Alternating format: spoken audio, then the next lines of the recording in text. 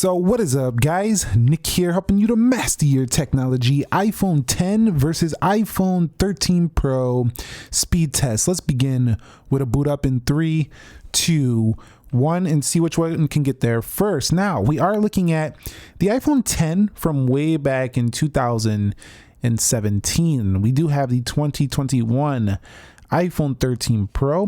We are looking at 3 gigabytes of RAM on this phone, 4 gigabytes here. A15 versus A11, so several Bionic chips newer. And you've seen the iPhone 13 Pro booted up not a ton faster, but definitely faster. You'll also notice that the iPhone 10 does have curved edges. We do have ourselves squared edges on the newer phone, and the iPhone 10 is a little bit smaller at a 5.8-inch display. Just a couple little differences between these two. And so I'm making this video for those of you who do have an iPhone 10 and are considering upgrading to the iPhone 13 Pro. Taking a look at the difference with Face ID, it's not majorly different. They actually do unlock at about the same rate. I do find though that the iPhone 10 on certain angles is not quite as good as the iPhone 13 Pro, but overall, I just gotta say, it's like you're using the same type of phone. I mean, look how smooth they look, the transitions. It's like you're using the same phone here. This is insane in terms of how long the iPhone 13 Pro has held up in terms of Face ID. It was really the future at that time. Now quickly, I just want to showcase to you how they do look when you are swiping through the home screens. And you'll just notice that they're not too much different here. You will find the 120 Hz ProMotion on the iPhone 13 Pro, which in scrolling does look a little bit smoother, but overall, I gotta say, you know, the iPhone 13 Pro, not too much of a different experience. It's kind of like the 13 with the 10. You do have the 60 Hz panel over here. And I do quickly just want to showcase to you that we are running iOS 14.1 on both devices. So let's go ahead and do that and show you we are on the latest version. 15.5 RC just got launched a couple days ago. It will be available likely in a couple days here. But for now, as of the recording of this content, 15.4.1 for both these phones. All right, guys, so here we are at the application speed test. You can see everything is closed out for both phones. Let's head over here into calendar. You can see the iPhone 13 Pro a little bit ahead on that one. Once in the application, it's just going to come down to how smooth it scrolls. Again, hard to see in video, but the iPhone 13 Pro refreshes just a little bit better. Animation's still smooth on both devices. Let's go into calculator. You can see that one seemed to go to the right on the iPhone 13 Pro. Swiping out, the gesture's the same. It's still iOS optimized by Apple for both. Let's go into clock, and you can see very good. We'll go over here to alarms. Not too much different when you are in application and you start using that application. This is some light stuff right here. We'll swipe out and we'll go into weather. And what I like is that even though the iPhone 10 is super old compared to the 13 Pro, Apple still optimizes it very well. So if you bought that phone several years ago, you can see it still runs good. Now on some Galaxy phones, I'll find as they get older, they don't have quite as smooth of animation as the newer phone. But you see in the iPhone 13 Pro, a little bit quicker here. You can see it's loading up content a little bit slower there for the 10. But again, this stuff, you're only going to see it here in the speed test. In reality, you don't really notice this stuff too much, and the iPhone 10 wouldn't feel like a slow phone day to day. Let's go into Instagram. Not taking anything away from the 13 Pro. This phone is a boss. Let's go over here to the profile. I'm just saying, if you're deciding to upgrade sheerly for performance, you'll notice it. But the main thing you're really going to like a lot is the bigger screen, the smoother screen, and probably the camera and the battery. The speed is not too bad on the iPhone 10 is what I'm trying to say. As you can see right there, even going in different things inside the app. We'll go into Twitter, and you'll see Twitter does open there first on the right. Easy win to the 13 Pro. And now again to the 13 Pro, and maybe it will make a little bit of a difference when you are actually in applications and you start seeing a little bit of a millisecond difference. It might add up to just make the overall experience snappier for your iPhone 13 Pro, which I have noticed. But again, I haven't even felt like speed has been an issue for a very long time, and you could see it right here. Let's go into ESPN, but I still make these videos because they're very fun. I like to see just how much different my yesteryear iPhone performs compared to my latest. You can see scores a little bit faster on the 13 Pro. And again, you get that 0.3 inch bigger screen, which is, let's be real, it's not life-changing. Life-changing would be like going to the Max. That's a big change in size. Let's go into Best Buy, but at least it's a little bit bigger for the same money you would have paid for the iPhone 10 a few years ago. But some people think the 5.8 was the right size. I actually like 6.1. I think it's a little bit better for today's day and age. Let's go into eBay here. And I'm pretty impressed on the single core performance for iPhone 10. I do think 13 Pro is still snappier though. We'll go into Starbucks as it should be. And you can see a little bit quicker there. And again, as you go through these applications day by day, you know, the 13 Pro will feel faster. But I still think it's the other areas that are going to matter more to you as the customer upgrading to this phone if you do have an iPhone 13 Pro.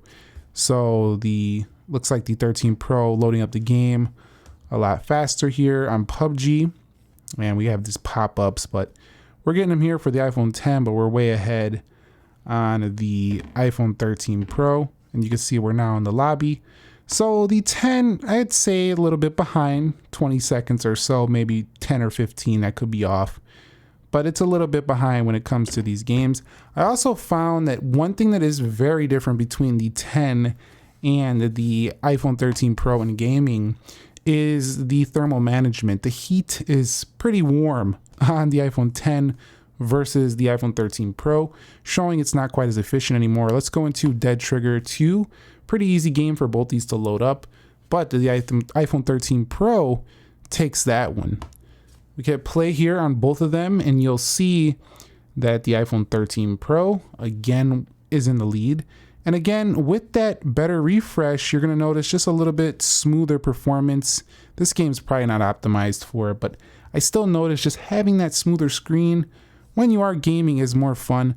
We'll go into Asphalt 9. It's really where it seems to show, along with scrolling and articles, reading and stuff like that.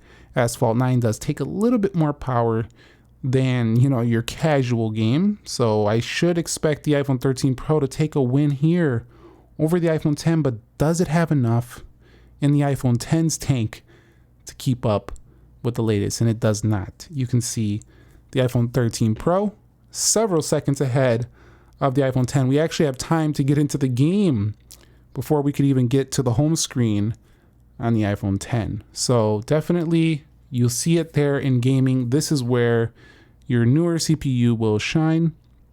And I don't know what's going on with the 10, but it took forever. And there it goes. So finally catches up to iPhone 13 Pro. Let's go ahead and go over here to Crossy Road and see how they do perform in this more casual game right here. So you can see Crossy Road is ahead again for 13 Pro. So I guess we could say gaming is the area you'll notice that CPU loading stuff faster. But here's the thing, the 10 is not like ridiculously slow, like where you can't do stuff. You could still play your games and stuff.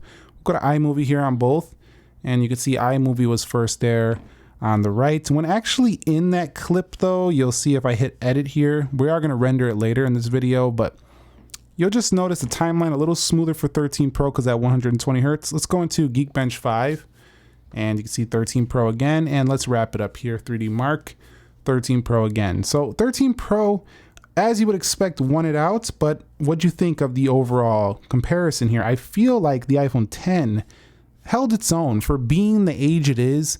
I would only imagine iPhone 13 Pro, when we get to like the iPhone 18 Pro or whatever it's going to be called by then, will be similar to this. It should hold its own for the next several years. So if you had this phone, you're ready to upgrade, this is a solid choice. Or you could just wait a few more months for the iPhone 14 Pro. All right, guys, so we're just going to quickly go through them to see if we do get any reloads on either of them. So far, so good. So far, holding it the same. Let's go into Dead Trigger 2. iPhone 10 holding stuff just fine. Now we're getting a full reload for the iPhone 10. Will it hold anything else though?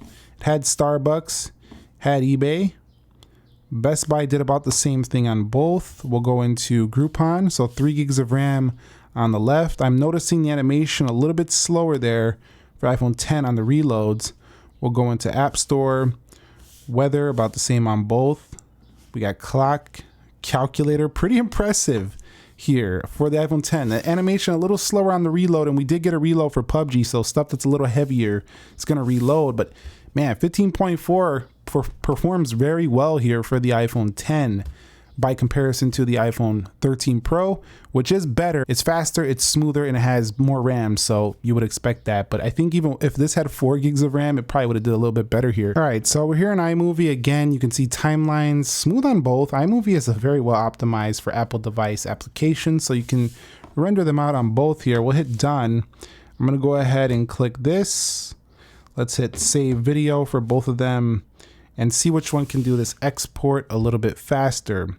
Looks like the iPhone 13 Pro is leaping out in front, not by too much. Again, this is a 1 minute 53 4K clip. I believe it's 4K. It's just not a huge clip, but as you get into the bigger clips, you'll notice 13 Pro in the lead more. You could see finished. And there comes the iPhone 10 a few seconds behind. However, again, as the clip gets longer, it could stretch out from a few seconds to, you know, a minute, 2 minutes faster for the 13 Pro. So if you do rely on your phone for video editing, you of course want to upgrade to a newer device. Okay, and our Geekbench 5 scores are in iPhone 10, not even close on either, single or multi-core. However, benchmarks don't say the whole story. One thing that does tell me a story though is, again, you're not gonna be able to feel it through the camera, but this phone feels really hot. This phone slightly warm. So when pushing these CPUs these days, the iPhone 13 Pro a lot more efficient with managing its heat. 4615 on the multi, double the score, and just about double the score on the single core. So you could say from a technical standpoint, the iPhone 13 Pro is about twice as fast. Do you really feel it though? Kind of, but does it really change your life? Not really. I'd say the cameras, those are more life-changing. Massive amount more of just size and just overall what they can do. You do have similar dual speakers. That's it for me. I'm not going to embarrass the iPhone 10 on 3D Mark. We know that graphically the iPhone 13 Pro is the faster phone. Let me know your thoughts. Do you have an iPhone 10? Are you sticking it out to the 14 Pro? Did you just order your 13 Pro, or did you already do this upgrade? Share with the community down below. It does help people to decide which phone they're going to next. If you found the video helpful, entertaining, informing, click the like button for me. Subscribe if you haven't already. Nick here. Be sure to be well. I'll catch you on the next one, and peace.